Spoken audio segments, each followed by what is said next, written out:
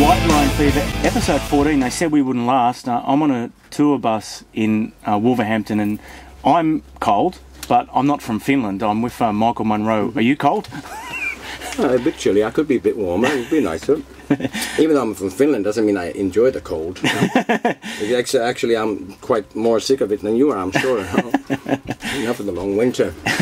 You've just come off stage. How was the show? I really enjoyed it. I've not seen you before. Oh, thank you. I thought it was fun. That was cool. A little bit hectic at first because Wednesday had decided to move the showtime a little earlier than it was supposed to be. We were supposed to go on at, I think it was 20 past 8 or something. All of a sudden we were told that we were going on at 5 past 8, which is kind of, I mean, it's dodgy. It's changing times for later. I mean, if you want to make it a little later, that's cool, but making it earlier is always kind of not a good idea. But we made it anyway, so I think I was 5 minutes later that new time schedule, but we did good. Had fun. I think most people enjoyed it. It's a fantastic band you've got together. It's almost a supergroup, isn't it, really? To me, it's the best bunch of guys I could ever imagine playing with. I'm very happy with this band. Are you still buzzing from winning Album of the Year at the Classic Rock Awards? I mean, it's a great. I mean, it's awesome. Congratulations. I mean, does it change things when you win an award like that? Is it just fun? Or it was amazingly. It was really an amazing honor and a really cool thing. It made me feel very nice. I mean, having an award like that, especially having Duff McKagan go out of his way to be able to present it to me and us. He had traveled. He was going to travel. He had a flight booked to South America, and then when he was offered the opportunity to present the award to us for Sensory Overdrive at the Classic Rock Awards, he changed his travel plans to be able to give the award to me, which is totally mind-blowing. And he had such a beautiful introduction speech before he called me up. He was when they called me up on stage there. He was just talking about Hanoi, what a huge effect, how everybody back in LA, back in those days in 1984, you know, just around the time we were doing that first tour, the Fatal Tour, people were buzzing in Hollywood. It was like, oh, Hanoi rocks everywhere, you know, everyone's talking about it, everyone wanted to look like Hanoi and stuff, and him and Slash were really excited about coming to see the show that we were supposed to play, but then what happened, and it was one of the saddest days, he said, like, in rock and roll. And when he mentioned that, you could tell he was choking up, you know. And I was looking at Sammy, and we all got like tears in our eyes. We went, oh boy, I love that guy. He's such a sweet heart of gold. What a guy, you know. So it was really touching. So as a matter of fact, when I got up there, it was I was kind of at first I was totally speechless. I was like, wow, that's a beautiful speech, and it's mind-blowing. Really cool.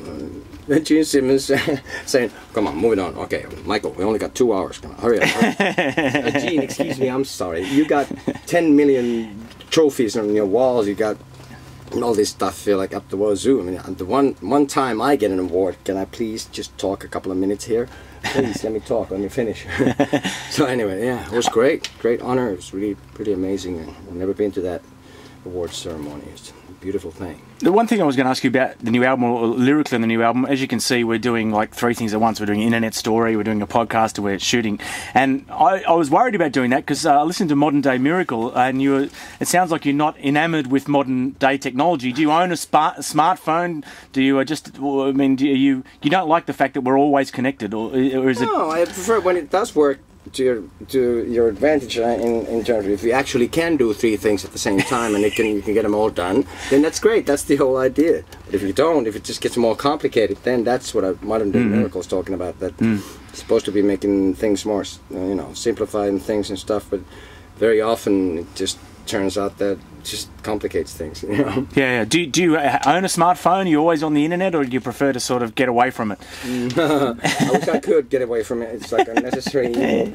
I'd say in the past, I do. You know, there are many moments where I really long for the past, where you didn't have to. When you went home at night, you normally would go to bed. Nowadays you just have to go, the emails. You have to check the emails, and you stay up for 2-3 hours that you normally wouldn't. You know, just go to bed and forget about it.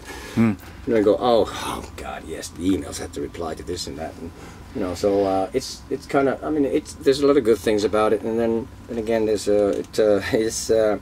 especially with a schedule like mine has been over the past couple of months, ever since the U.S. tour. We did 3 weeks in the States. Really great fun tour it was. And however, we ended up in L.A. The last show was at the Whiskey in L.A. Sold out and all. And we left L.A. I got back to the hotel about 3 in the morning, and had to leave at 6 in the morning to catch a flight to Tokyo. And we did 1 gig in Tokyo at this festival, the V-Rock Festival. Then we flew back to Helsinki. Had 1 day at home. And the next day I had to, I live in Turku, it's 2 hours from Helsinki, the capital. Turku used to be the capital. That's my hometown now. I grew up in Helsinki, but anyway, besides the point. I had to travel to Helsinki to start doing promotion for my book. Yes, I was going to ask you about that. Biography. This is out in Finland so far only. Okay. But in Finnish. But it's going to be translated before too long into English, and it'll be out in the rest of the world. And it's the second book you've been involved in, isn't it? Yeah, the first one was the Hanoi Rocks. Yeah. All those wasted years. Wasted years, yeah. And that came out in Finland too, in Finnish only. There were talks, or there was negotiations were going on about having that translated too, but then they didn't go much further than, you know, there's I saw a draft of a contract or an agreement, but then it didn't go much further than that. So, but this one's going to be no problem because it's just me you have to deal with. The Hanoi book you have to deal with Andy and, you know, other people involved, so this should be much easier to get released. Besides, this is longer, it's bigger, and actually right looks like a lot of work. Oh, Thanks, it was.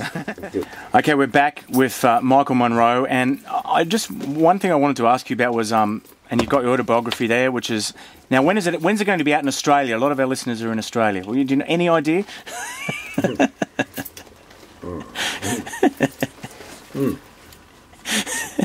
I've never been to Australia. I would love to go. You know, I love Crocodile Dundee, you know. I love ACDC. I always wanted to go.